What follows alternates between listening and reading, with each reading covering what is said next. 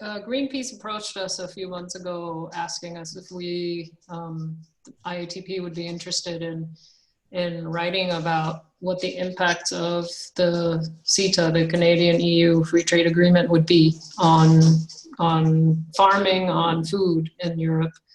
And since we had done a previous in-depth study on this issue with the EU-US Free Trade Agreement, we thought we were in a good place to do this analysis. And in particular, they were very interested in a few key issues that Europeans really care about. One is GMOs, genetically modified organisms, and their approval and entry into Europe. Most Europeans don't want to eat genetically modified food, and they want to know whether it is genetically modified.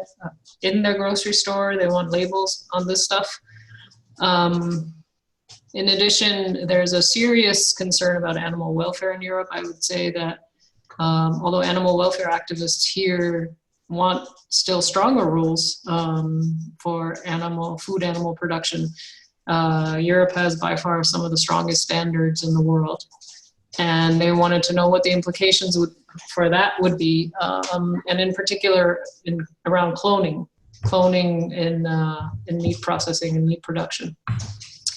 And a third issue that we thought was really important when we look at Canada was something that we in the US suffered from, which was country of origin labeling. It was shot down because of a challenge that Canada brought at the World Trade Organization. And it was about an 8-year-long fight where farm groups, many groups like ours, wanted country of origin labeling, wanted to know where our meat comes from, where our cows and pigs were raised before they show up at the dinner plate.